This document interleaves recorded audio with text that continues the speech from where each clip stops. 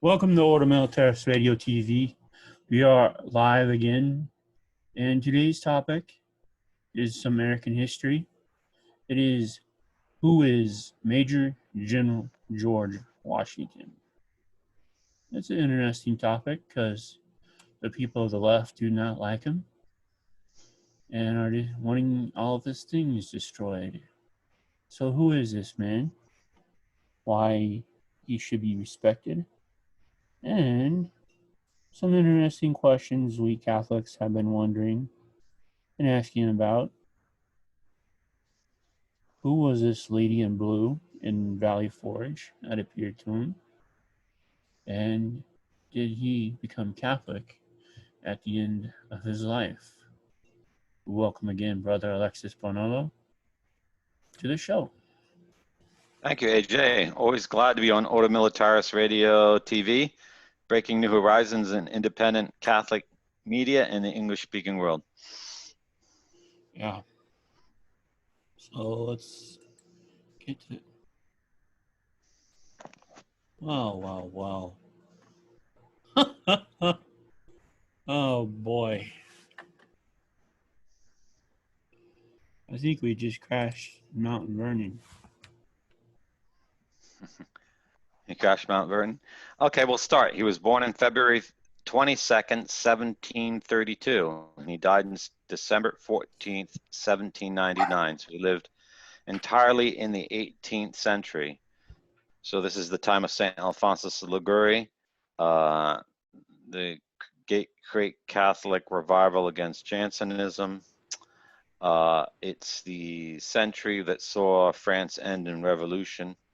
Revolution had not yet broken out when the American Revolution did.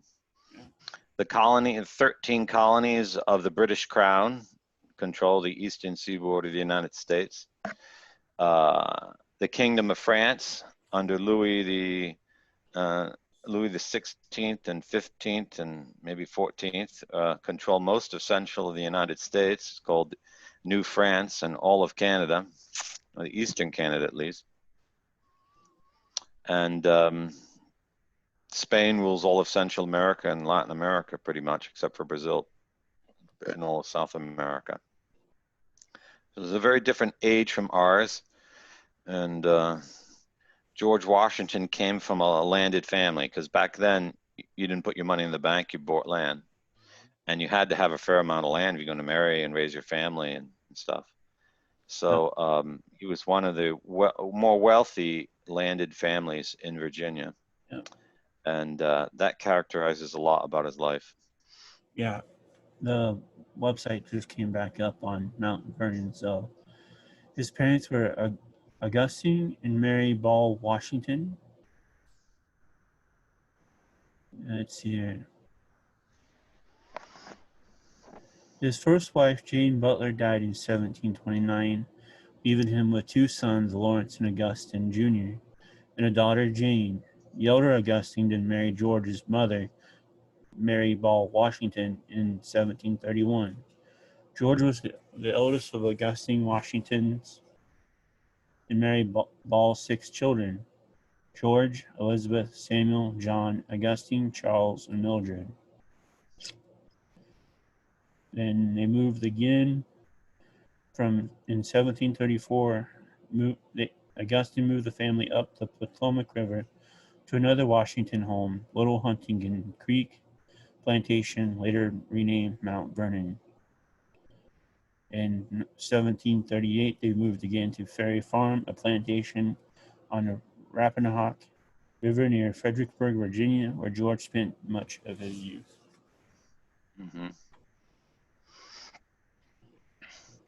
Yeah, we're in an age where there wasn't much known of agriculture or even practice in the States. So you cut down the forest, you burn the shrubs, you planted your crops, and you had some good years of farming, but they didn't know anything about fertilizer or crop rotation. So the land would just wear out because the soils there in Virginia are weak. And then you'd have to move on to another new piece of land. Mm-hmm. And that explains where a lot of people moved around, but also in the necessity back then, you lived off the land pretty much. So having a good amount of land. And when his father died in 1743, Washington inherited 10 slaves and the farm. And his older half-brother got Huntington Creek, which comes to be called Mount Vernon. Yeah.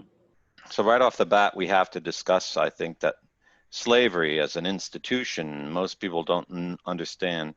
So Virginia was a pro-slave state. It had slaves from the 17th century on. And slavery in Virginia was not what they had. Also servitude, and they had slavery. So servitude was like a 7-year contract. You couldn't afford to come from England. You agreed to work 7 years for free for a landowner in Virginia, at the end of which you could go free and do whatever you wanted in the colonies. You weren't paid in those 7 years, but you got room and board. And that was called servitude, and that is the old European institution that goes back before the Romans. But in Virginia, they had a thing called slavery. That's not servitude, slavery now. Slavery was of black people, and it was a perpetual state where the children and the grandchildren and great-grandchildren would all be slaves. It was kind of like a perpetual servitude.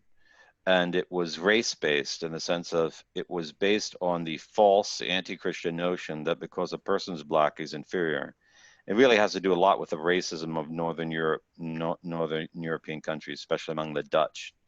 It's something unknown of in the Middle Ages, and when Europe was Catholic, and it was certainly something unknown of even in the Mediterranean, where among classical literature of the Roman and Greeks, they may occasionally mention someone's skin color, but it did not in any way enter into the conception of whether the human being was or not human. Racism was a really degenerate idea that arises from Protestant countries. We need to put that in its proper context. So, but slavery was heavily used in Virginia because the cash crop was tobacco, and harvesting tobacco and drying out is a laborious work under the heat, very humid heat of the summer in Virginia. And there are certain ethnic groups who've been living in hot parts of the world for thousands of years, and so consequently do better work in the heat. So that was, I think, a motive for bringing in black slaves, but the keeping them in slavery was this crazy notion of racist concept. Color had something to do with humanity in the sense of to determine whether you were a human or not. Yeah. Okay.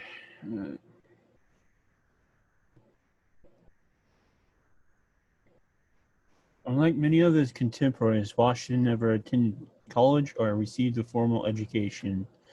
His two older brothers, Lawrence and Augustine Washington Jr., attended Appleby Grammar School in England. However, when Washington was just 11 years old, his father, Augustine Washington, passed away, leaving the family limited funds for education. Private tutors and possibly a local school in Fredericksburg provided the young man with only formal instruction he would receive. To get to augment, I can say it, augment his studies, George Washington began to teach himself through reading and experimentation. In his early life, three major influences drove Washington's path of self-betterment. So he self-taught himself, folks, at home. Yeah. Mm-hmm. You get much better pickup on that side there from the mic, AJ. Yeah. So one thing about Washington, if you read his life, is he was a man who was self-educated, but had a great desire to learn. At one point in his life, he owns a library of more than 300 books, and I think at the height it was like 1,200 books. Now I know people have 3 degrees that don't own that many books. So he was a man who bought books, who read books, who was constantly studying. And his interest in research and scientific application of new methods led him to be one of the pioneers on farming in Virginia. He studied new methods of crop rotation, fertilization of the soil, animal husbandry, and he planned out his garden there at Mount Vernon with geometrical skill. He did have training as a land surveyor. He did study as a young man around the age of 14 trigonometry and geometry, so he could acquire the profession of a land surveyor, and that was really his first job. And that also helped him become wealthy, because land surveyors are the ones who measure the lands prior to them being sold. So he would know what the best piece of tracts are and where they were. So he ends up acquiring more than 1,000 acres of land, I think, at some point in his early life. Yeah. So, 1752, he had bought more than 1,500 acres and owned more than 2,300. So it was quite well landed before the revolution was even in the air. Mm-hmm. So people of this status are now acquiring amounts of land that in England only high nobility would have. So this is one of the big reasons why the colonists start thinking of themselves in the terms of, we have the right to the same rights of the English nobility, because look at all the land we own. Okay, look how wealthy we are.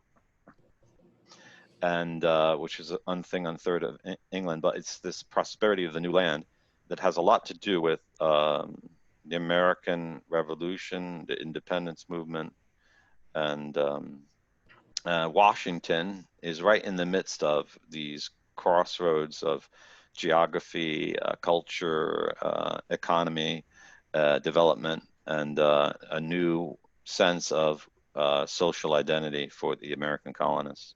Yeah.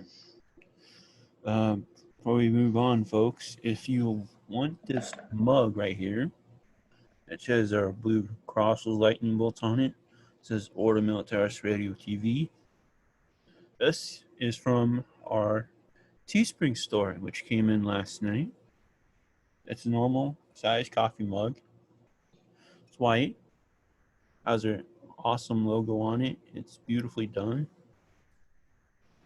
Holds a cup of coffee or water, hot chocolate, whatever you want.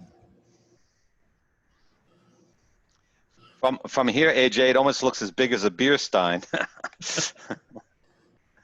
I wish Wouldn't hold enough, I guess, from us. I wish they had. Refrigerated. Yeah. I wish they had those, but no. Yeah.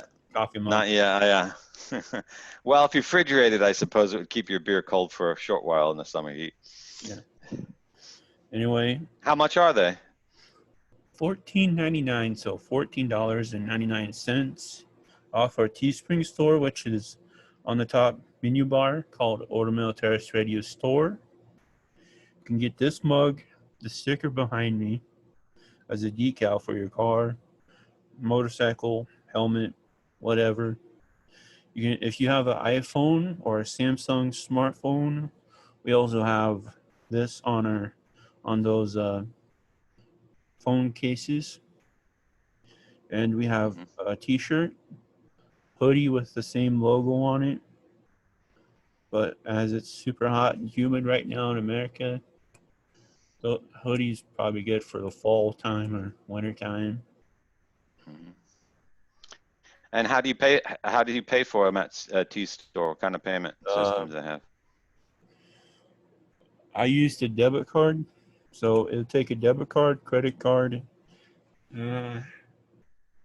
possibly PayPal. Mm-hmm. And from the time you ordered it until the time you got it, how long did it take? Since it was with the COVID nonsense going on, it took about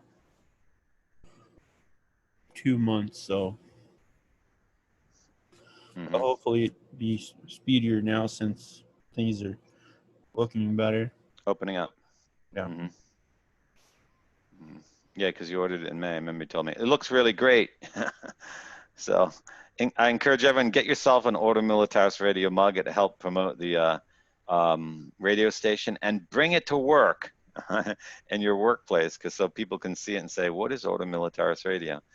And yeah. Very nice. Very nice. Now, George makes a very dangerous trip when he's only 21 years old. He crossed the Allegheny Mountains to command the French to withdraw from the Ohio region claimed by King George II. Hmm. He ends up serving, having. I mean, he starts a military career early in life. What is his actual? At the age of 20, he is in the Virginia militia, and he got a commission for Virginia's Lieutenant Governor Robert Dinwiddie, Dinwiddie, who appointed him as a major and a commander of one of the four militia districts. And as you might know, because France owned the interior and England owned the coast, the Appalachian Mountains were the zone of many conflicts. And this was even before the French and Indian War that broke out, which is which was one of the principal uh, events that actually leads indirectly to the American Revolution. So the Ohio Valley, for those who are not familiar with the geography in that, the Ohio River drains into the Mississippi. It breaks off and it rises up between Kentucky and Ohio, and it goes up into West Virginia and Pennsylvania mountains. And it's at that point near the Maryland Gap that the Potomac River rises, and so provides, if you just do a few mountain valleys, the quick passage to the interior. So he, George Washington lived right on in that zone there in Virginia. Because you got to remember, Virginia now and West Virginia was one colony. They weren't separate. It was all one thing. It was all called Virginia. There was no such thing as West Virginia. So he was right there at the confluence of these two great empires. And I can see why the governor would appoint him as a major. He probably had surveyed a lot of the lands over which the troops had to go, and he had a good knowledge of the land.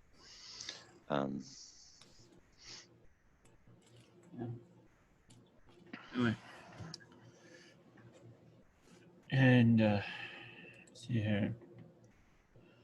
In the fall of 1753, the window sent 21-year-old Major Washington to deliver a message to the French demanding they leave the area. With the help of the frontier guide and local Indians, Washington reached the French fort Le Boeuf with the window's message. The return trip tested Washington's endurance. He hiked for days through snowy woods, fell off a raft into the ice-choked Allegheny River, nearly drowned, and was forced to spend a freezing night on an island without shelter.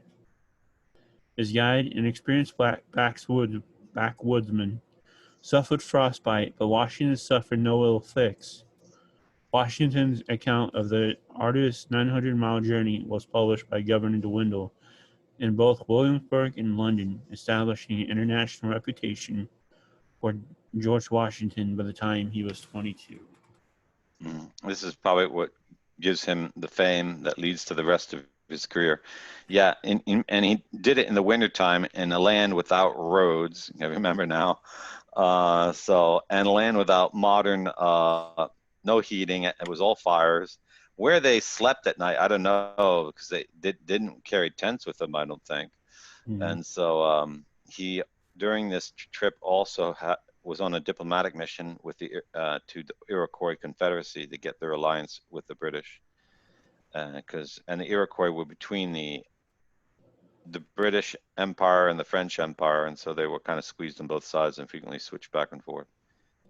And so, but it was a civilized age, because after arriving at the French fort of Saint Pierre and delivering the demand that the British that the French vacate the area, the French denied the demand, but gave him food and supplies and sent him on his way so he could make their return trip.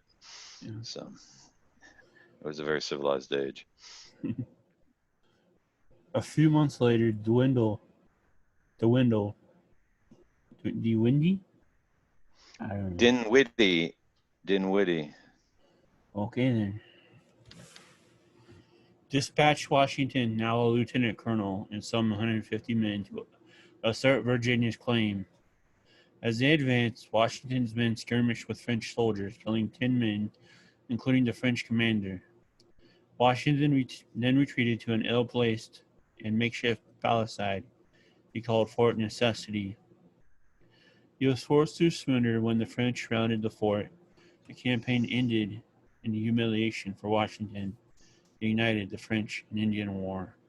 Now on the Mount Vernon page, you can see the remade Fort Necessity, folks.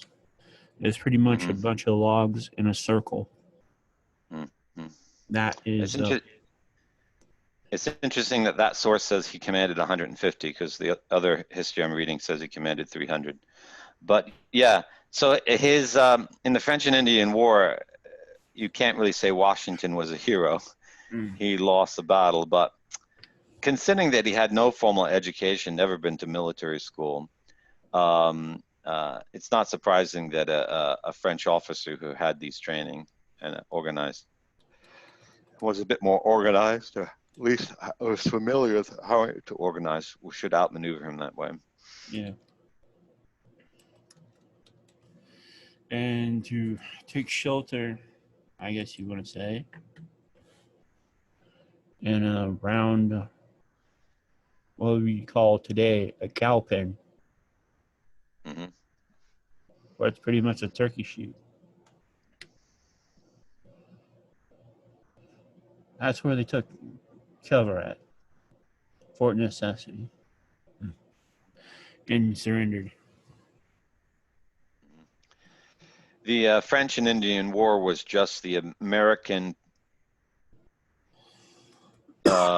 campaign of the so-called 7 Years' War, which was a war between England and France that spanned both sides of the Atlantic. So, and the thing about the French and Indian War is the English crown required the colonists to participate in this war, and told the colonists if they defeated the French, they'd be able to grab all this land on the other side of the Alleghenies. But within 20 years, the British Crown changed its tune. It would not allow the colonists to cross over the mountains. And that really got them angry because they had lost a lot of their sons in the French and Indian War. Relations with the Indians are very much soured because the French allied with the Indians against the colonists. And when the Crown didn't take their side 20 years later, they felt like, totally betrayed. So this is how it leads to the stirrings for independence among the colonists. Yeah.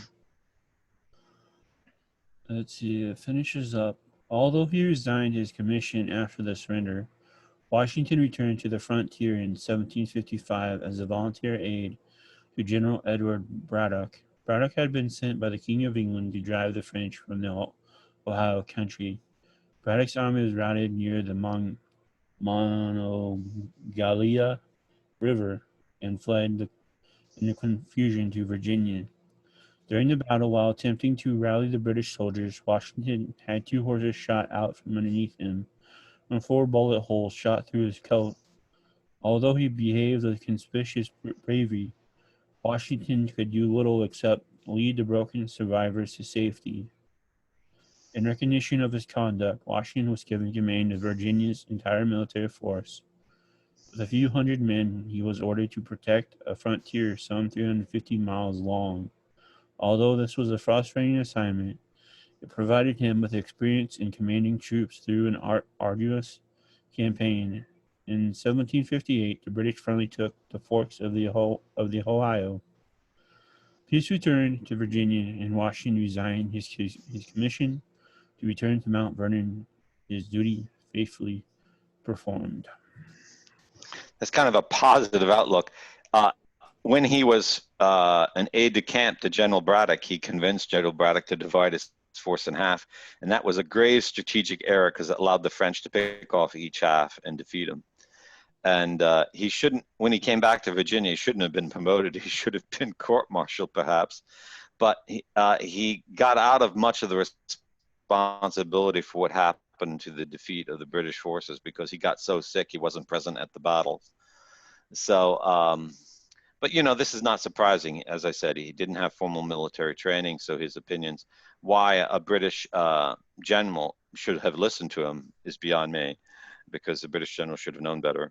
But he was nominated for a royal commission, but didn't get it, and I can understand why. Yeah.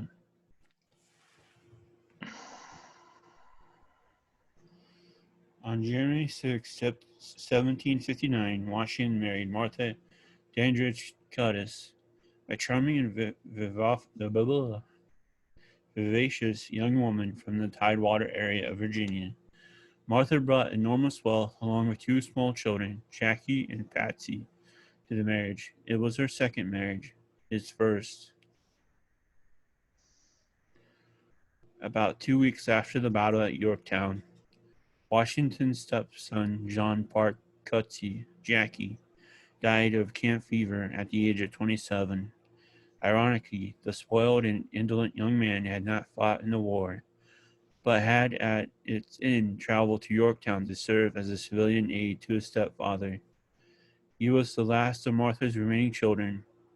His sister Patsy had died as a teenager 8 years earlier following epileptic seizure. Martha was devastated by Jackie's death.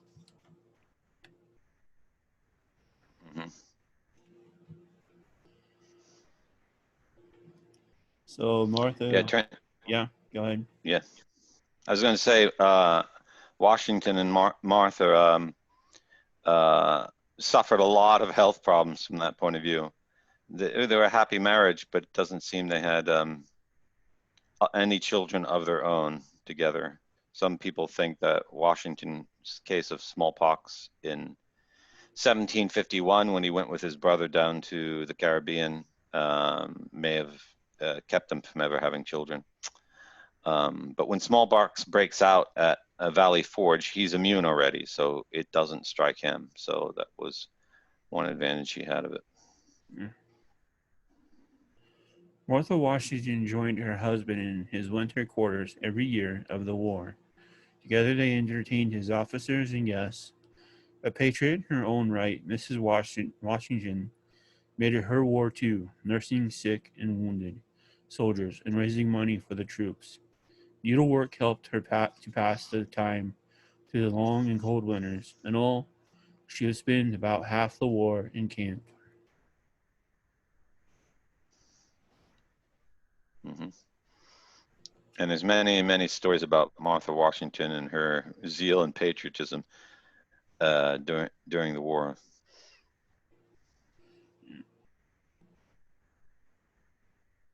He became very wealthy by this marriage.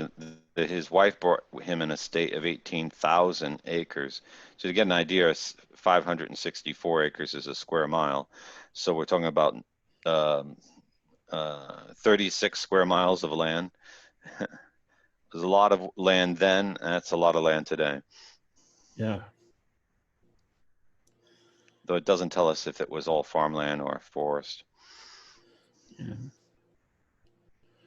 The first time George Washington ran for public office, he lost. However, he won his second race and served in the Virginia House of Burgesses from 1758 until 1776. What is this House of Burgesses? It's a legislature, because a burgess is like a representative of a town, from the word burger. So Virginia has a unique constitution. It's different from other states. It still contains a lot of colonial institutions. And I think they might still call it the House of Burgesses in Virginia. Hmm.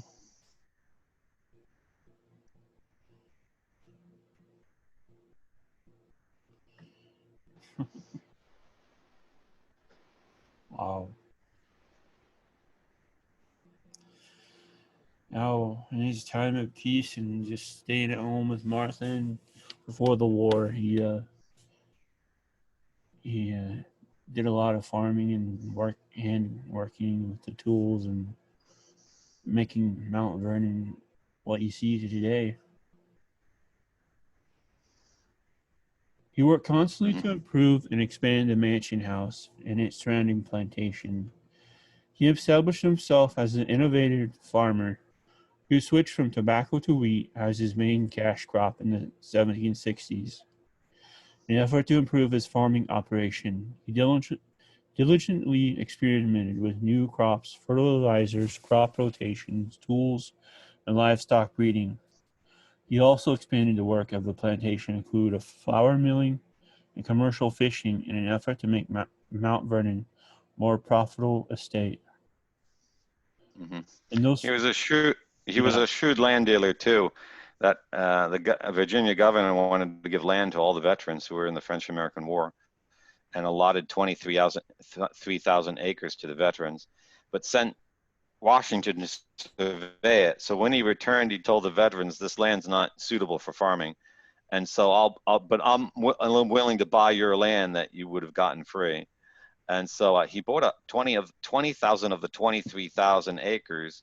So nearly all the land that was destined to the veterans went to him, but he gave the veterans money instead. Some had bad feelings about that. Others look at it like he was really pro-military in the sense he was, at least he gave the veterans some money that they could use rather than useless land. yeah, But so by the 1770s, the outbreak of the revolution, he owned more than 30,000 acres. So there's more than 60 square miles. He's not any. He wasn't a poor person. Okay. As I said before, though, someone with that much land would have aspirations to become nobility in England and mhm, would expect to be treated as a nobility. But the British did not treat the colonists as nobility, no matter how wealthy they were, because in the British aristocratic system, it's your blood or your title, not how much money or land you have. yeah. And that irked the colonists. And I've been watching the reenactment history channel on YouTube, Townsend's and Son, and when he went to Mount Vernon to do some historical cooking and everything, one of the ladies who is a tour guide there, he also runs a certain part of the exhibit, talked about how big the fish were, about that big. If you can see my hands. Hmm. In the Potomac back then. Hmm. This goes to show if the environment's treated right, it's very bountiful. But Mm-hmm. fish populations are very delicate. They might be big one year, and if everyone fishes them out, then they're all gone. So, Yeah. uh, yeah, I've heard stories how even the Great Lakes once had huge amounts of fish in them, which they don't have anymore Yeah. because of parasites that were brought from other parts of the world in ships' bilges. So, Yeah. Let's see here. Over the years, Washington enlarged his house. First, he raised the roof to create a third floor. Later, he would add a wing to both ends, build a piazza overlooking the Potomac River, and crown his vision with a pyramid and cupola. By the time of his death in 1799, he had expanded the plantation from 2,000 to 8,000 acres, consisting of 5 farms, with more than 3,000 acres under cultivation. mhm. And he had I think by the end of his life, he had somewhere around 300 slaves. Though only about 165 worked on the plantation. Others he had rented out. Most of these he had acquired through the dowry of his wife. And this is one of the contradictions of George Washington. He's always talking about how he's against slavery and doesn't want to sell them as animals and would get rid of them, but since they were the dowry of his wife, he couldn't sell them, and he made all kinds of excuses. Although in his final will, he does set up a procedure for the freeing of all his slaves. Mhm. His wife had the right to keep some of them until her death, but Martha, good woman that she did a year after his death, freed, I think, half of her slaves, Yeah. and so all of her slaves. So it was something that troubled them in conscience. They had that much um, ethics about them, which made them unusual for their age, because the anti-slave movement really gets going in England in the 1812s, 1820s. So the Washingtons were ahead of the popularity of the movement. Yeah. Shortly after taking up wheat as his main cash crop, Washington built a large grits mill outfitted with 2 pairs of millstones. One pair of stones ground corn into meal for use at Mount Vernon, the other ground the wheat into superfine flour for export to foreign ports.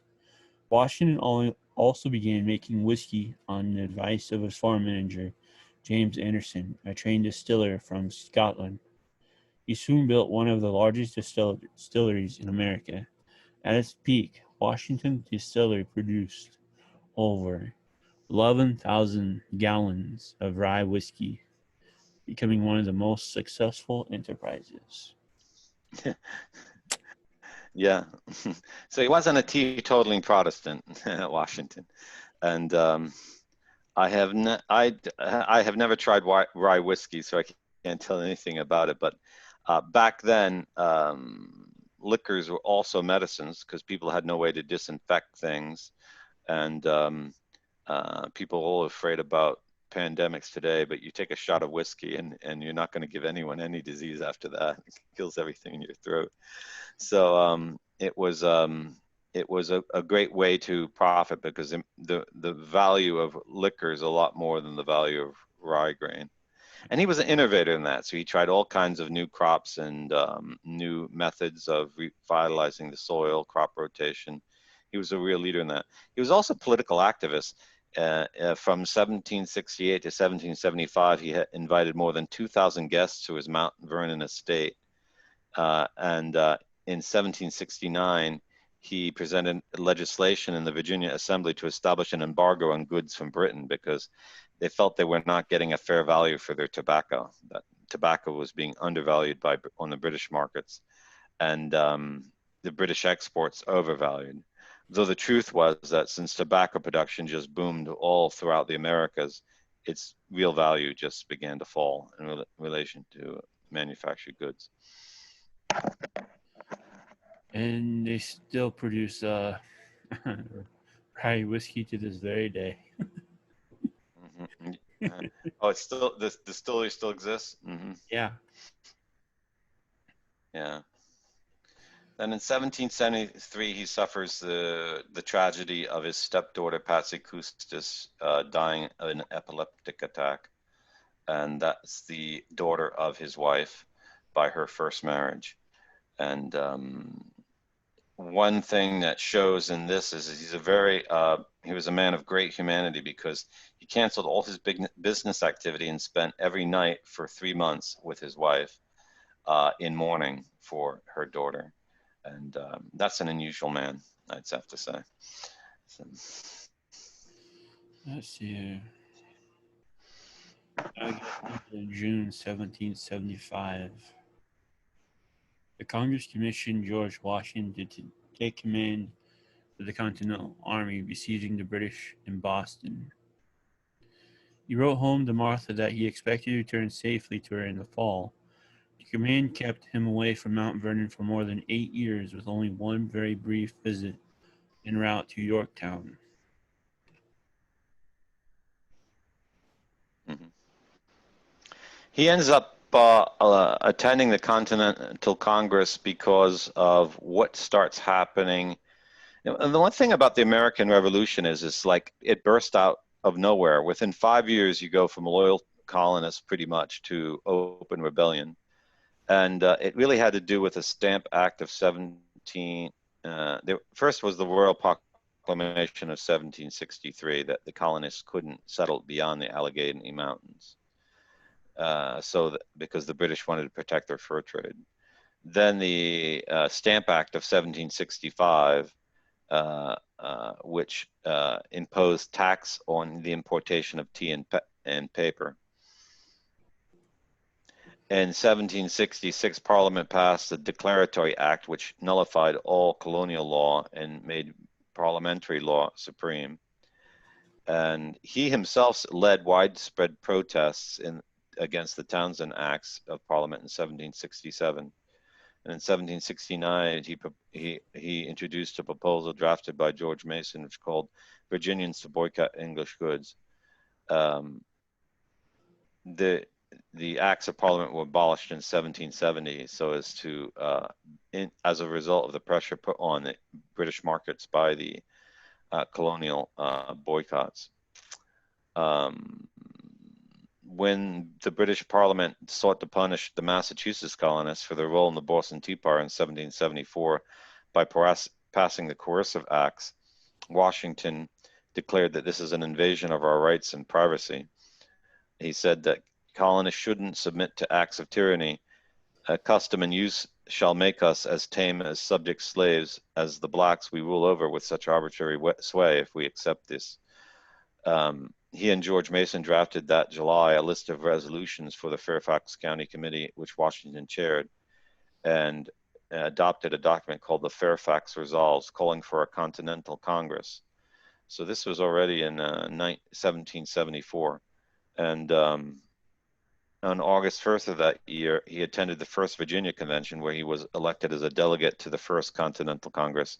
And as tensions rose in 1774, he helped train county militias in Virginia and organized the enforcement of the Continental Association boycott of British goods instituted by the Congress. So they just don't appoint him for no reason. He was already very active in all the key steps which led to the revolutions breaking out. Yeah. It goes on about here. It was a command for which his military background, although greater than that of any other available candidates, hardly prepared him.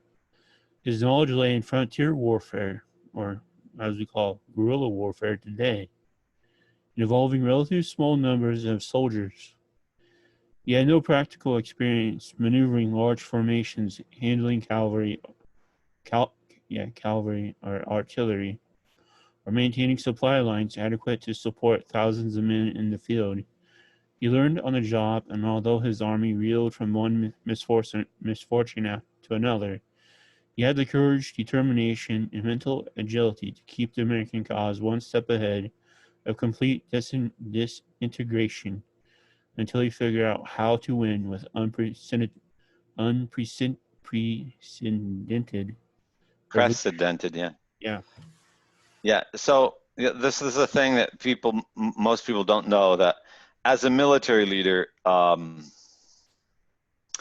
he was lousy at battles, and he was lousy at supply organization logistics. But he was great at keeping the army in the field. And the Americans did not win the revolution because they defeated Britain militarily. They won the revolution because they wouldn't give up. And by refusing to give up, Britain decided it was just no longer sustainable, any kind of claim to the colonies as part of the British Crown. And this is the last colonial revolution the British accept. It really burnt them bad that they lost the American Revolution, but the whole population just became so hostile with them, there was nothing they could do. But George Washington's endurance in these 8 years of warfare is extraordinary for a military leader, because most military leaders, if they lose, they give up. Or if they lose, they become vicious and resort to immoral forms of warfare. But he didn't do either. He maintained the integrity of his troops, a high moral standards in the way his men fought. And he, though many soldiers who came to him served their time and left and wouldn't stay with him, he never gave up. He encouraged men to stay. So he was indomitable. If you had to rate him on his indomitability, he was one of the greatest generals in modern history. He just wouldn't give up.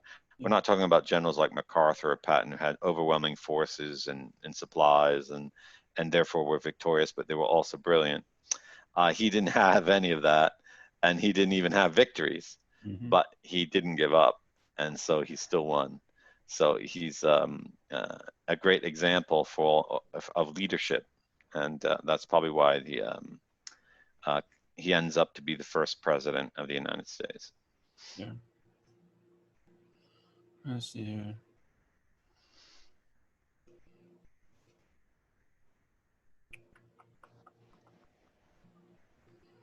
Let's see here.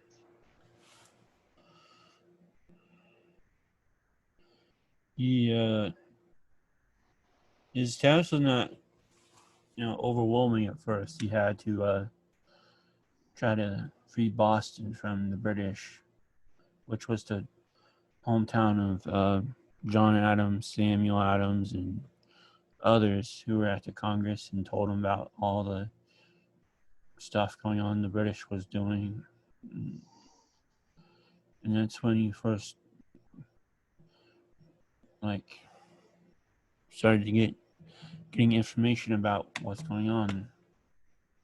In the miniseries John Adams, you get to see how Washington was becoming, shows his caring side. Like, if they don't give you a command, I will, at my own expense, raise 1,000 men and march to free Boston for you, sir. Mm-hmm. Just the type of guy he was. Mm-hmm.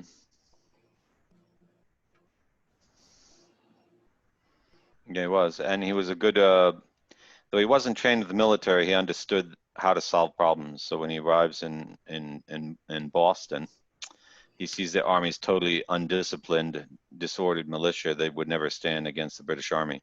So he trains them. He has them retrained. He changes out the leadership. He promotes capable men, and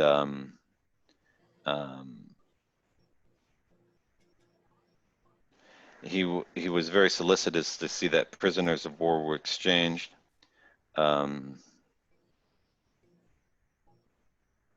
He ends up winning. The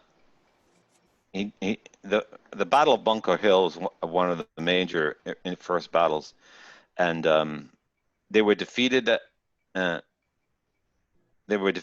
Bunker Hill, but nevertheless they showed that they were willing to fight. So it's after Bunker Hill he reorganizes the army, but he realizes he can't take Boston without artillery. So he conceives the plan of the invasion of Canada, the capture of Fort Ticonderoga because it had artillery. And once they succeed in getting artillery to Boston and putting them on the heights above the bay, the British weren't going to risk their navy to hold Boston. And so they withdrew. And that's how the American Revolutionaries won their first major victory in Boston. It was a strategic victory. And they took Ticonderoga very easily. They snuck up on the fort and surprised them on a Sunday morning while they were all sleeping. And Ticonderoga, though, had a fair amount of artillery. It only had a small contingent of men, I think 20 or 40, because they weren't expecting to be attacked at all. Now he goes down to New York and had to defend it, which was pretty impossible because New York is an island city surrounded by waterways that the Hudson and the other waterways that gave a substantial advantage to an attacker with naval superiority. Howe's army was larger, better equipped, and far better trained than Washington's. They defeated Washington's army at Long Island in August and routed the Americans a few weeks later at Kips Bay, resulting in a loss of the city, forced to retreat northward. Washington was defeated again at White Plains. The American defense of New York City came to a humiliating conclusion on November 16, 1776, with the surrender of Fort Washington and some 2,800 men. Washington ordered his army to retreat across New Jersey. The remains of his forces, mud-soaked and exhausted, crossed the Delaware River into Pennsylvania on December 7th. It was a campaign that on paper looked like that Washington would have some kind of chances because the British General Howe had 32,000 men and Washington had 23,000. But Howe had a European-trained army of professionals with Hessian auxiliaries, whereas that the so-called Continental Army, the American Army, was not so well prepared at all. I think if you look at the military ineptitude of American forces in the Revolution, I think this is probably why, from then onward, the U.S. military made sure that they had the best units, the best equipment, and the best persons, because we didn't gain our independence by being the best military, and it's pretty obvious. But after being defeated 3 times by General Howe, Washington does not give up. He does not surrender the cause. He keeps fighting, and he made this strategic withdrawal into Pennsylvania so that the British, who really didn't want to leave their cities during the winter, would not harass them. Yeah. The British had good reason to believe that the American rebellion would be over in a few months, and that Congress would seek peace rather than face complete subjugation of the colonies. The enlistments of most of Washington's army were due to expire at the end of December. However, instead of crushing the remains of Washington army, Howe went into the winter's quarters with advanced garrisons at Trenton and Princeton, leaving Washington open to execute one of the most daring military operations in American history. On Christmas night, Washington's troops crossed the Delaware and attacked the unsuspecting garrison at Trenton, forcing it to surrender. A few days later, Washington again crossed the Delaware, outmaneuvered the force sent to crush him, and fell on the enemy at Princeton, inflicting a humiliating loss on the British. Mm-hmm. For both attacks, Washington used some common sense. He knew the British troops would celebrate Christmas Eve and would be pretty soused on Christmas morning, so that gave him the victory at Trenton. And the next battle at Princeton, he attacked the Hessians. Excuse me. In his next battle, he did the same thing, waiting for a night in which, after festivities, they'd be drunk. So he was he started using his common sense on when to fight, even though and use surprise. However, we have to point out these are minor battles. Okay, so we're talking about battles in which he and the British both had 1/10 of the troops that were in the campaigns around New York City. Yeah. Now, with it still being wintertime in this description, folks, I'm going to switch over to something that supposedly happened that is recorded in the Library of Congress, which was even reported in the National Tribune in 1880. There was some sort of vision that appeared at Valley Forge to George Washington. And this comes from the ushistory.org, the Hall of Independence Historical Society in Philadelphia's website. And I'll just read the entire thing and get brother's take on it. In the National Tribune, 1880, an article appeared giving an account of the vision of Washington at Valley Forge. The account was told by a gentleman named Anthony Sherman, who supposedly was at Valley Forge during the winter of 1777 and 1778. The story had been published several times. Some people say that it substitutes. Yeah, blah, blah, blah. What a day to be on radio.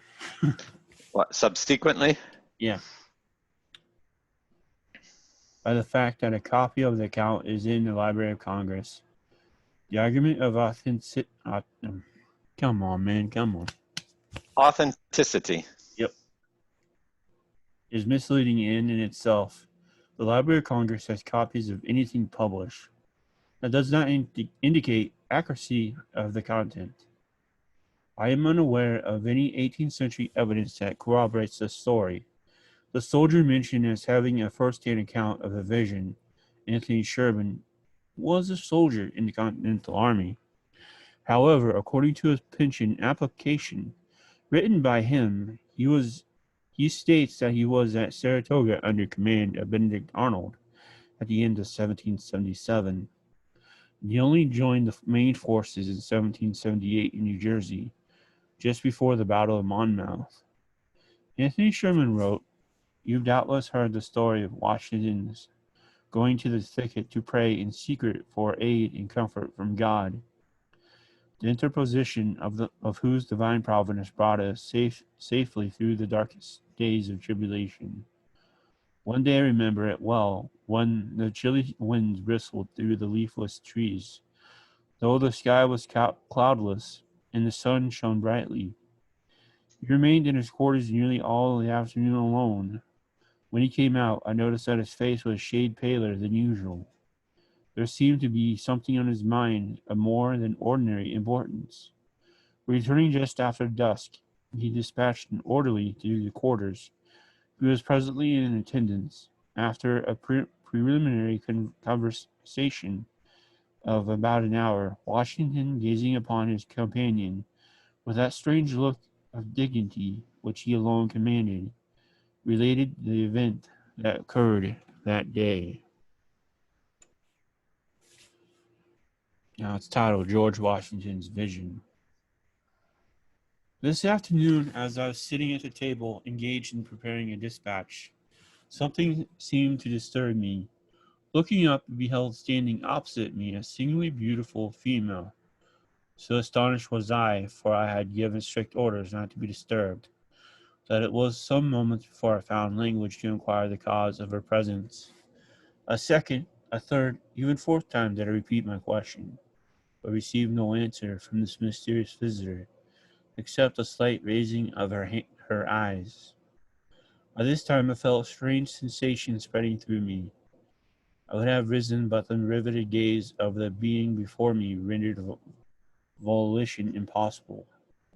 I essayed once more to address her, but my tongue had become useless, as though it had become paralyzed. A new influence, mysterious, potent, irresistible, took possession of me. All I could do was gaze steadily, vacantly at my unknown visitor. Gradually the surrounding atmosphere seemed as if it had become filled with sensations and luminous. Everything about me seemed to rarefy the mysterious visitor, herself becoming more airy and yet more distinct to my sight than before. I now began to feel as one dying, or rather to experience the sensations which I have sometimes imagined accompanying this illusion. I did not think, I did not reason, I did not move. All were alike impossible. I was only conscious of gazing fixedly, vacant, vacantly at my companion. Presently I heard the voice saying, "Son of the Republic, look and learn," while at the same time my visitor extended her arm easterly. I now beheld a heavy white vapor at some distance rising fold upon fold. This gradually dissipated, and I looked upon a stranger sense. Before me lay spread out in one vast plain all the countries of the world: Europe, Asia, Africa, and America. I saw rolling and tossing between Europe and America the billows of the Atlantic. Between Asia and America lay the Pacific. "Son of the Republic," said the same mysterious voice as before, "look and learn." At that moment I beheld a dark, shadowy being, like an angel, standing or rather floating in mid-air between Europe and America, dipping water out of the ocean in the hollow of each hand. He sprinkled some upon America with his right hand, while with his left he cast on some on Europe. Immediately a cloud raised from these countries, adjoined in mid-ocean. For a while it remained stationary, then moved slowly westward, until it enveloped America in its murky folds. Sharp flashes of lightning gleamed through it at intervals. I heard some smothered groans and cries of the American people. A second time the angel dipped water from the ocean, sprinkled it out as before. The dark cloud was then drawn back to the ocean, and whose heaving billows, and sank from view. A third time I heard the mysterious voice saying, "Son of the Republic, look and learn." I cast my eyes upon America and beheld villages and towns and cities springing up one after another until the whole land of the Atlantic to the Pacific was dotted with them. Again I heard the mysterious voice say, "Son of the Republic, the end of the century cometh. Look and learn." At this, the dark, shadowy angel turned his face southward, and from Africa I saw an ill-omened spectre approach our land. It flitted slowly over every town and city of the latter. The inhabitants presently set themselves in battle array against each other. As I continued looking, I saw a bright angel on whose brow rested a crown of light, on which was traced the word Union, bearing the American flag, which he placed between the divided nation, and said, "Remember ye are brethren." Instantly the inhabitants, casting from them their weapons, became friends once more, united around the national standard. And again I heard the mysterious voice saying, "Son of the Republic, look and learn." At this, the dark and shadowy angel placed a trumpet to his mouth and blew three distinct blasts. Taking water from the ocean, he sprinkled it upon Europe, Asia, and Africa. Then my eyes beheld a fearful scene from each of these countries. Arose thick, black clouds that were soon joined into one. Throughout this mass there gleamed a dark red light by which I saw hordes of armed men, who moving with clouds marched by land and sailed by sea to America. Our country was enveloped in this volume of cloud, and I saw these vast armies devastate the whole country and burn villages, towns, and cities that I beheld springing up. As my ears listened to the thundering of the cannon, clashing of sword, and the shouts and cries of millions in mortal combat, I heard again the mysterious voice saying, "Son of the Republic, look and learn." When the voice had ceased, the dark, shadowy angel placed his trumpet once more to his mouth. It blew a long, fearful blast. Instantly, a light as a thousand suns shone down from above me, and pierced and broke into fragments of dark cloud which enveloped America. At the same moment, the angel upon whose head still shone the word Union, who bore a national flag in one hand and a sword in the other, descended from the heavens, attended by legions of white spirits. He immediately joined the inhabitants of America, who I perceived were nigh overcome, but who immediately taking courage again, closed upon their broken ranks and renewed the battle. Again, again, amid the fearful noise of the conflict, I heard the mysterious voice saying, "Son of the Republic, look and learn." As the voice ceased, the shadowy angel for the last time dipped water from the ocean and sprinkled it upon America. Instantly the dark cloud rolled back, together with the armies it had brought, leaving the inhabitants of the land victorious.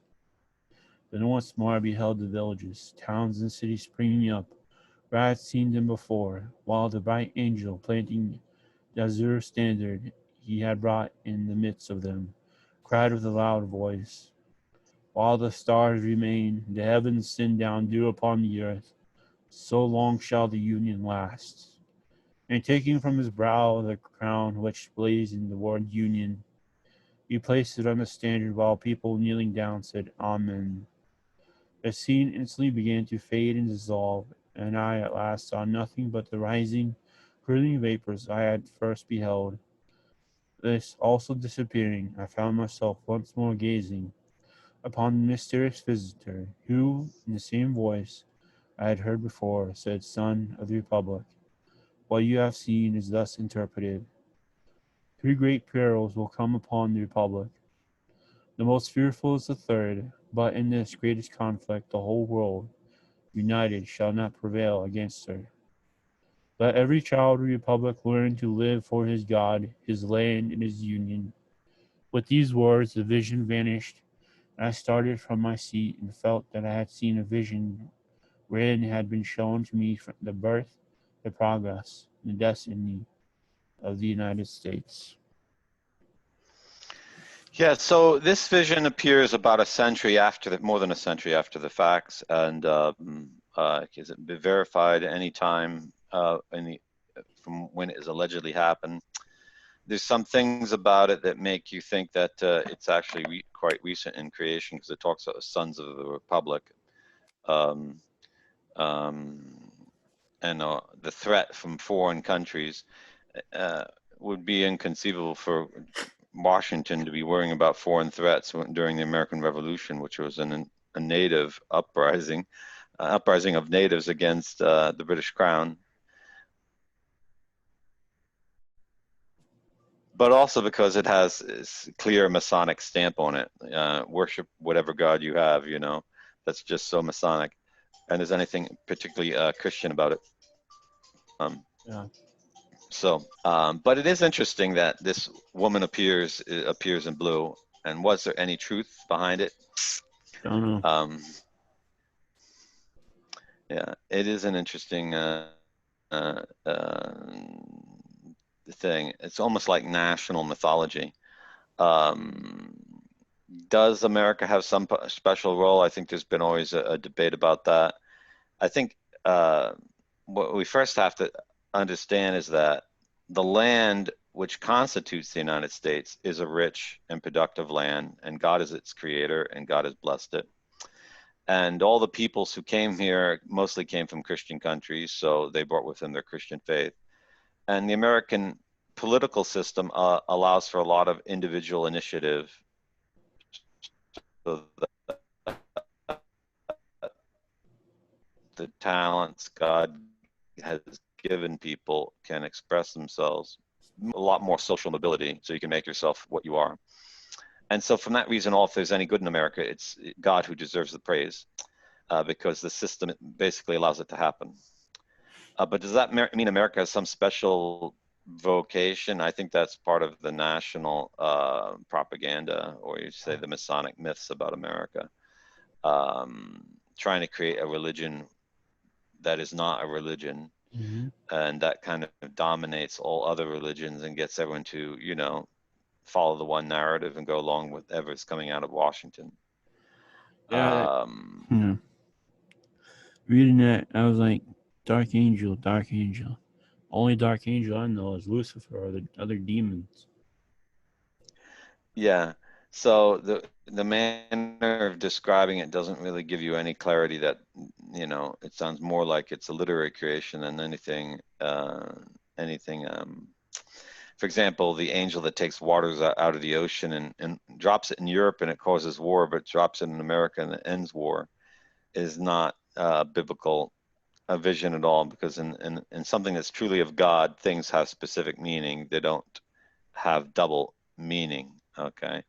If the waters from the ocean represent the punishment of God or the errors of men, they can't be the cause in one place of evil and another of good. But it is interesting to note that in George Washington's lifetime, he showed particular openness to the Catholic Church, which other people of his age didn't do. And I think you mentioned that he was occasionally seen inside Catholic churches. I don't know if he was attending a ceremony with a friend who was a Catholic, or It reported when he was in Philadelphia at a the Congress. funeral. He just when it was when they were in session, he was seen to go to daily mass at St. Mary's Church in Philadelphia. Yeah, so it'd be interesting to know whether he did that or whether he was invited by another member of the Congress. Um, did he do it because it was Latin, or he was doing it for political reasons? These things we don't all know. However, the fact that he did attend was already something big, because you remember the Catholic religion was quite persecuted in Britain, and so it was not something you did. He even gave some money for the building of a Catholic church in Baltimore after the Revolution, Yeah. I believe, and he did make a statement that Yeah. Catholics should be treated with equal dignity because they also so that doesn't mean he was Catholic, but that does mean he was not as bigoted as the people of his age, at least that. Yeah. Also, one interesting thing I found is that he was trained as a young man using a book of manners that itself was a translation of a work from the 16th century written by Jesuits.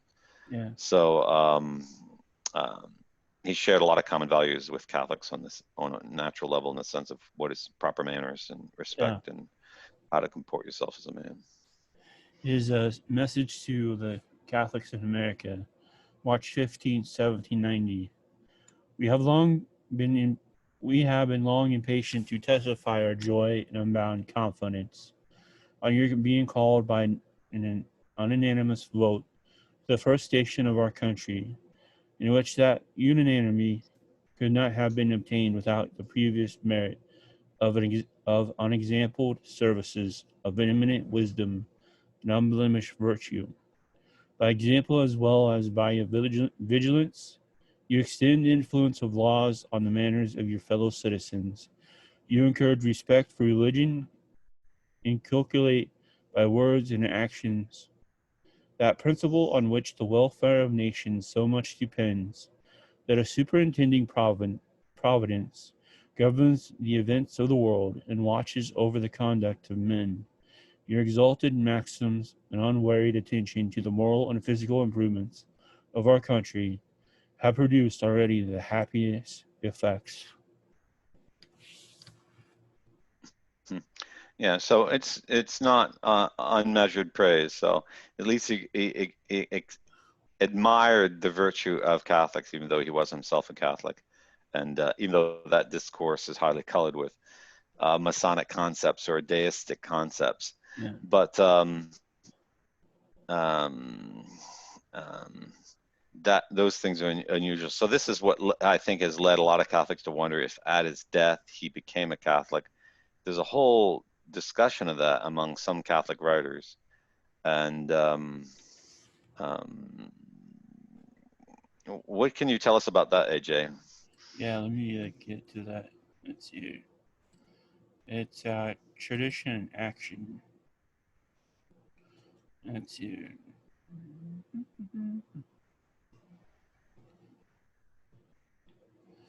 An article by Ben Emerson have been making the rounds on the internet lately. It claims that on his deathbed, George Washington called for a Jesuit priest, Father Leonard Neal, from St. Mary's Mission across the Picataway River.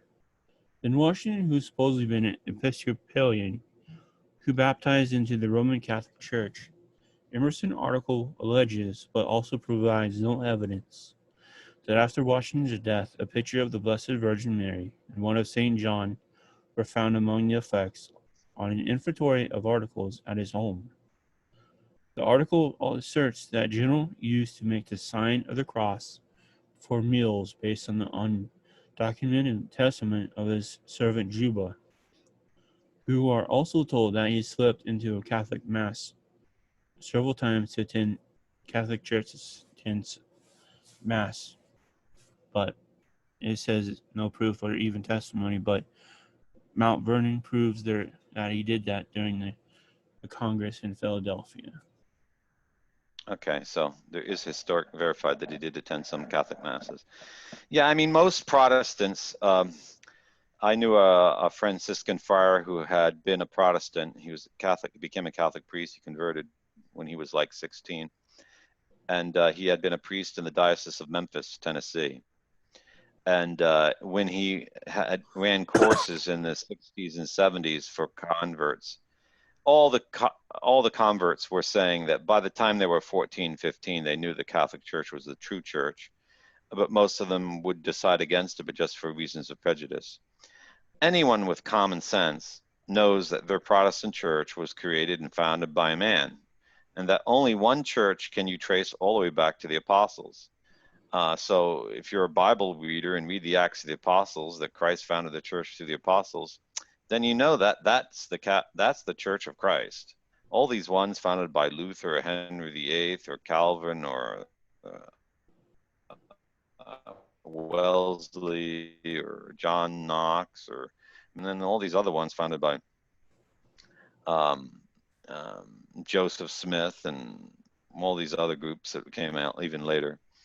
The church founded by Christ is not founded by men, it's founded by Christ. And you have to trace your line back to it. So pretty much everyone, by the time they're 15, Catholic Church is the true church in the sense that it goes all the way back.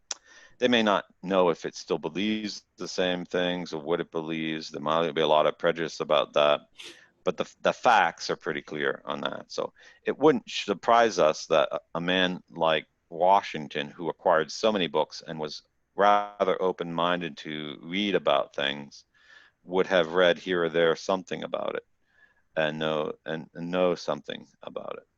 So.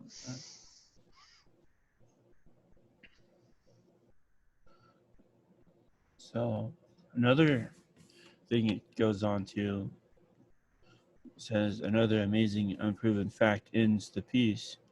Washington was a student of the writings of the political philosophy of St. Robert Bellarmine and St. Thomas Aquinas. Together with Thomas Jefferson, he incorporated into the Constitution in 1787 some of the saint's ideas in setting up the U.S. Republic. An incredible statement, indeed, all the more so as it comes to us without indispensable evidence. So, General, did George Washington really convert and die as a Roman Catholic? Well, it continues. Washington became a focal point in American history, and it's no wonder that some Catholics want to say that he converted. One can legitimately respect some of Washington's characteristics, such as his upright character, his admiration for the aristocracy, and his military courage. However, such partial admiration should not lead to deny known historical facts and accept that the myth that Washington secretly adhered to the Holy Faith and died a Catholic. There simply is no solid evidence for such claims. If an affirmation like this were to appear in any serious scholarly article, the person writing this, Marion T. Horvat, concludes, it would be called fraudulent and the whole work would lose its credibility. Yeah, so what she's pointing out, if you're going to make a claim, you have to substantiate it with facts, not with interpretations.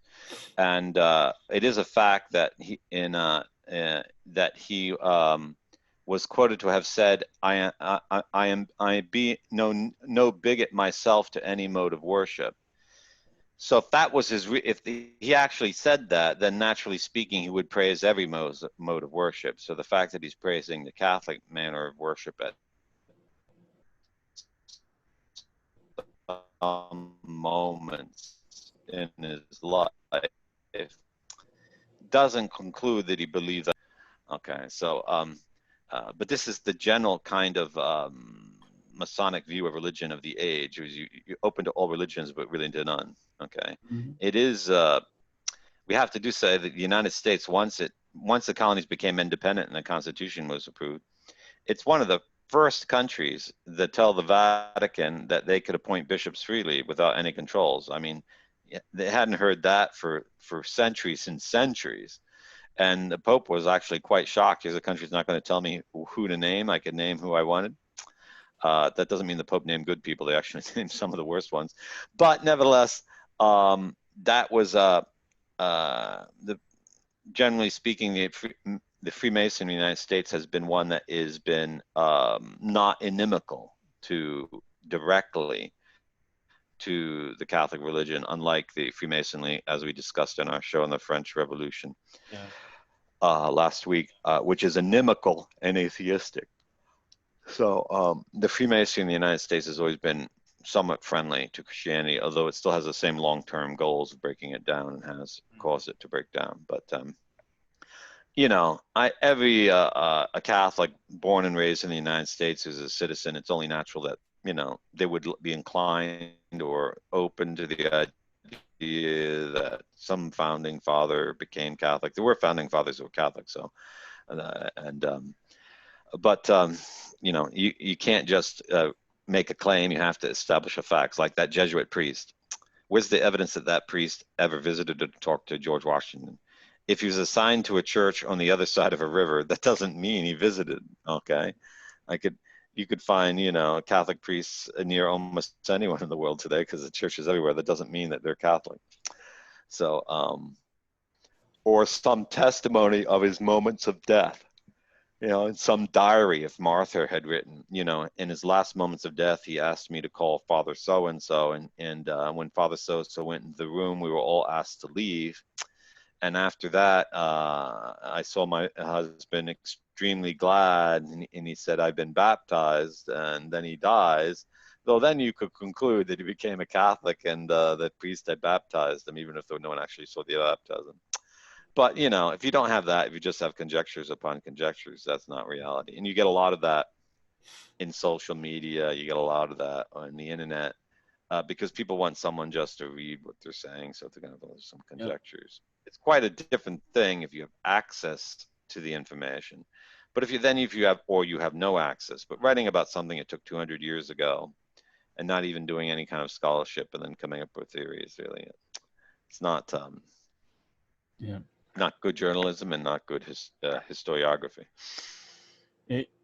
She closes the article out with the personal testimony of his private secretary, Tobias Lear, from his journal. New Hampshire's Tobias Lear, former secretary to the president, was on the scene during the long, slow death of Washington on December 14, 1799, at Mount Vernon. His carefully written account offers a detailed view of Washington's last moments. It is interesting to notice that nowhere does the fanciful fabrication of Ben Emerson enter this description. Here are Lear's words. Dr. Dick came in about 3 o'clock, and Dr. Brown arrived soon after. Upon Dr. Dick seeing and consulting a few minutes with Dr. Craig, he was bled again. About 4:30 o'clock, he desired me to call Mrs. Washington to his bedside when he requested her to go down to his room and take from his desk 2 wills that she would find there, and bring them to him, which she did. Upon looking at them, he gave her one which he observed was useless, as being suppressed by the other, and desired her to burn it, which she did. After this was done, I returned to his bedside, took his hand. He said to me, I find I am going. My breath cannot last long. I believed from the first that the disorder would prove fatal. Do you arrange and record all my late military letters and papers, arrange my accounts, and settle my books, as you know more about them than anyone else. Let Mr. Rawlings finish recording my other letters which he had begun. I told him this would be done. About 5 o'clock, Dr. Craig came again into the room, and upon going to the bedside, the general said to him, Doctor, I die hard, but I am not afraid to go. I believe from my first attack that I should not survive it. My breath cannot last long. The doctor pressed his hand, but did not utter a word. He retired from the bedside, sat by the fire absorbed in grief.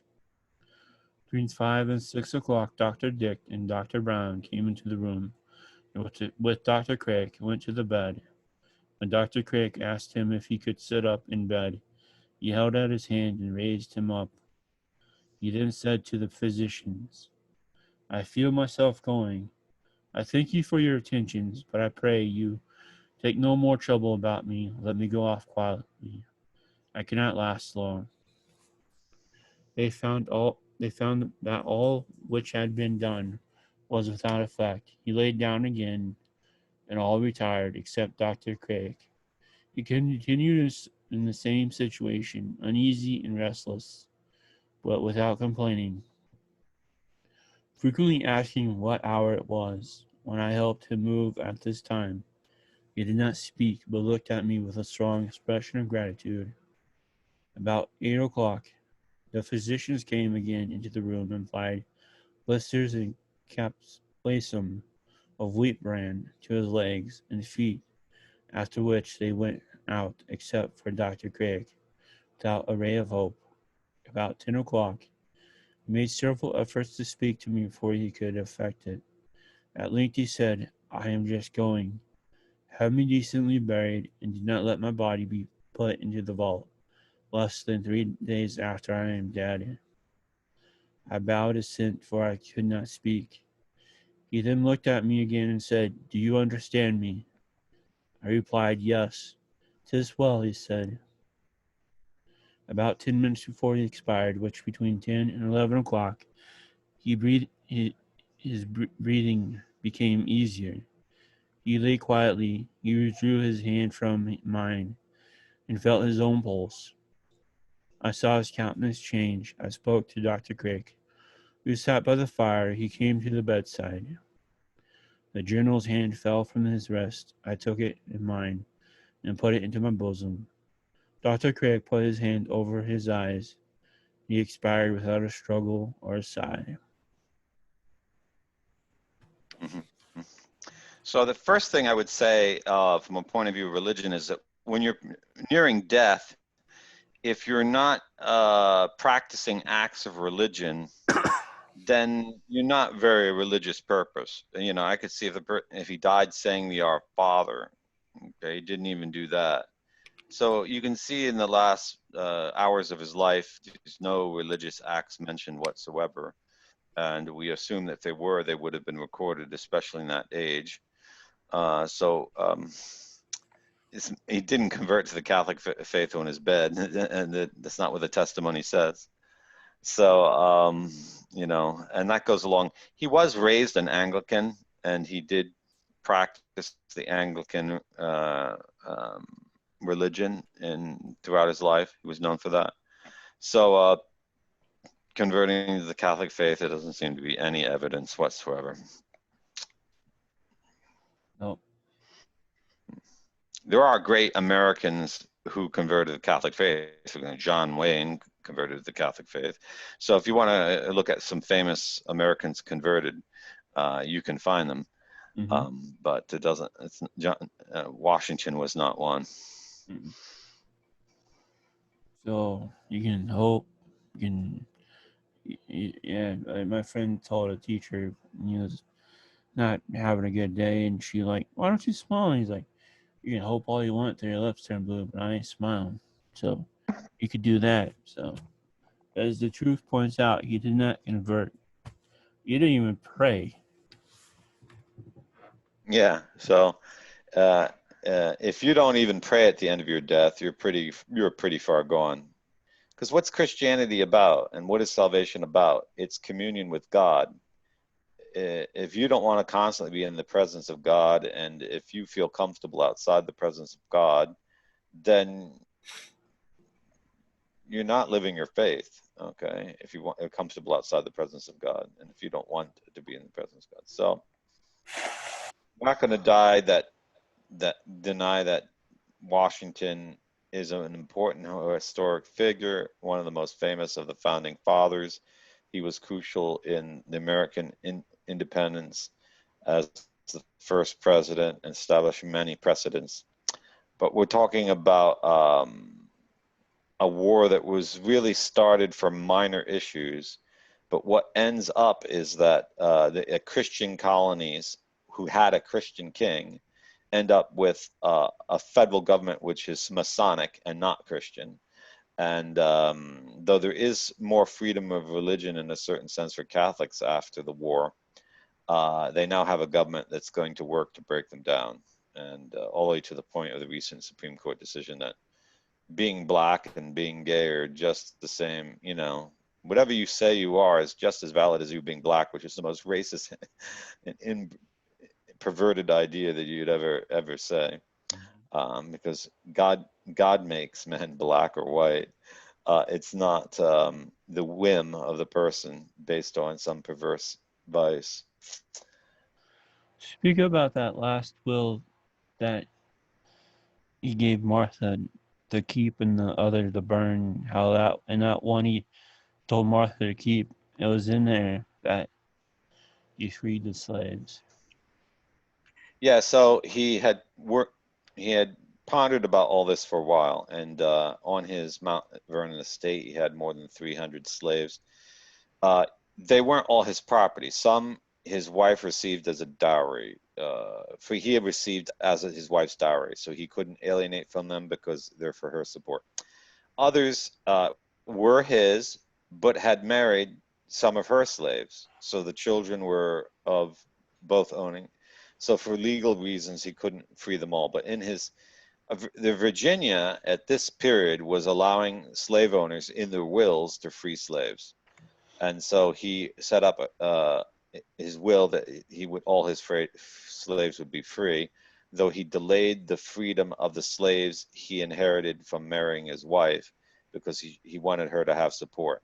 But she turns out and does free them a year after his death, even before she dies.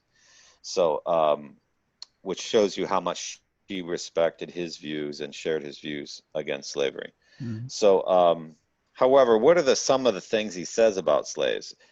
He doesn't think slavery is good because he doesn't think it's an efficient agricultural method. Okay. Yeah. He points out that he has 160 slaves working and the others are not working and they're a burden of expenses on the estate. So it isn't really the highest moral value, you know. Obviously, I do not deny he agreed with the American Declaration of Independence, all men are created equal, and recognize slaves as human beings. Okay, but there was still a lot of economic and there's still a lot of economic view on it. His aide de camp, I mean, not his aide de camp, but his personal butler throughout the American Revolution was a black man, and that is almost never shown in patriotic art. And so he didn't hate black people, and he was, as I say, he had 300 servants on his estate that were black. But we are talking about a whole system of slavery. As I said before, it's based on racism. It's not Christian. It's completely alien to Catholicism. It is very, very hard for us today or Catholic even understand it because it's just so cruel and demeaning. And that has left a deep, profound mark on America because um, uh, the Yeah. concept that people are less human because of the color of their skin or their genetic identity is absurd. And so, but he was progressive in his own way, in the sense that he actually did free them. Not all of the founding, as far as I know, not all the founding fathers freed their slaves um, at Yeah. their death. Mm, not sure what. Yeah. There was one we talked about a little bit about Thomas Jefferson and his special relationship. Yeah.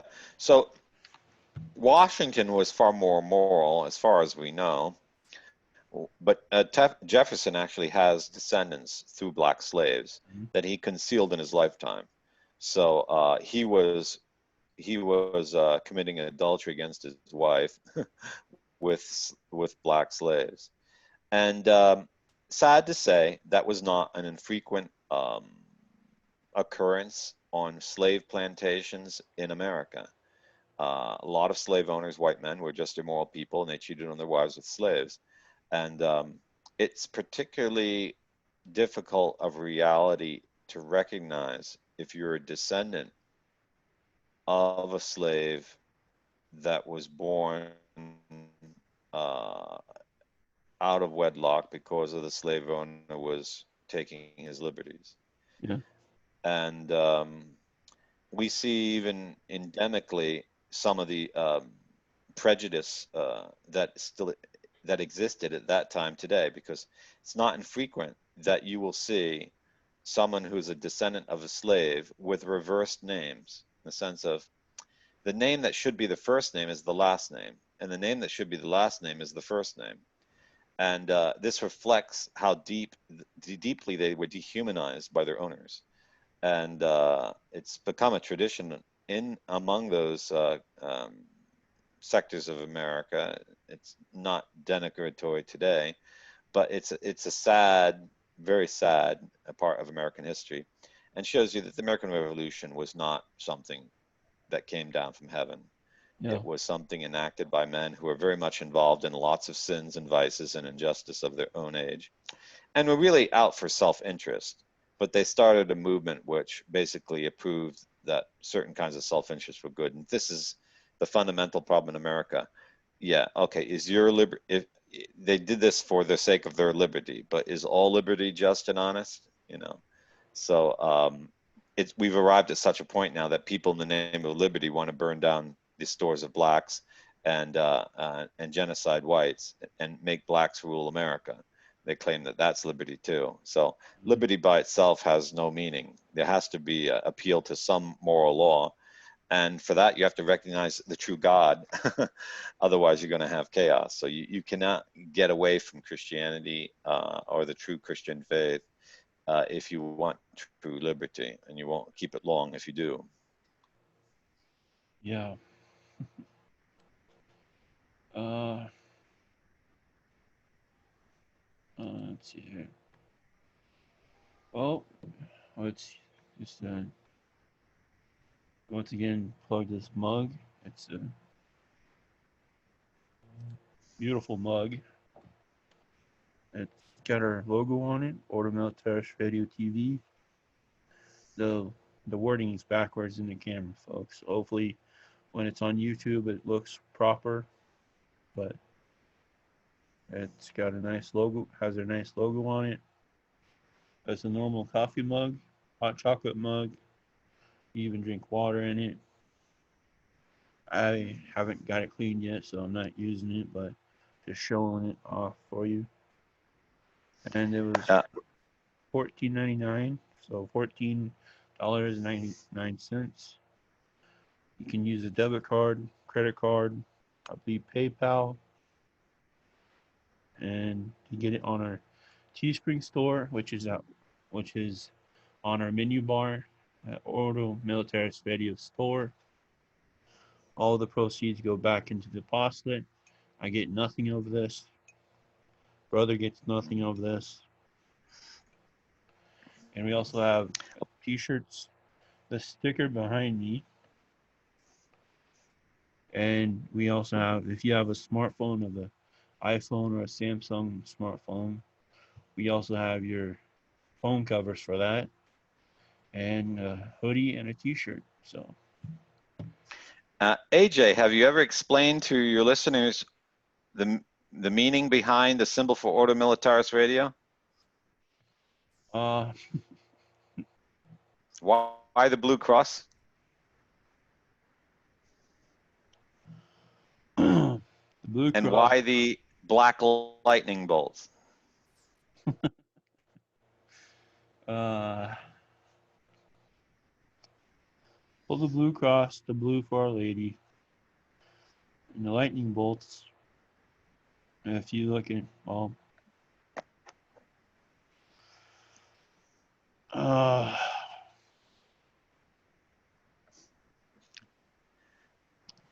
would say For the radio.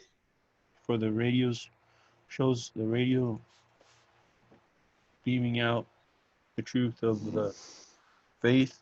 Also shows the power of the cross where there's.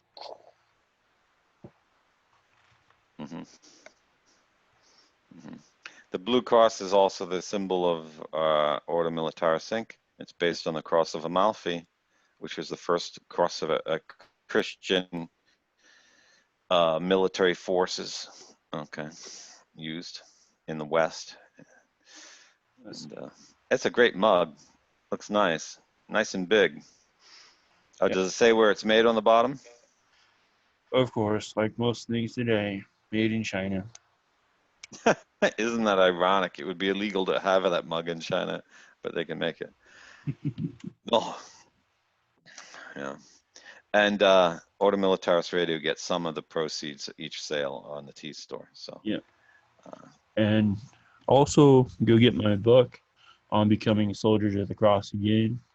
And I am working on the trilogy for the Journey to Save Jerusalem.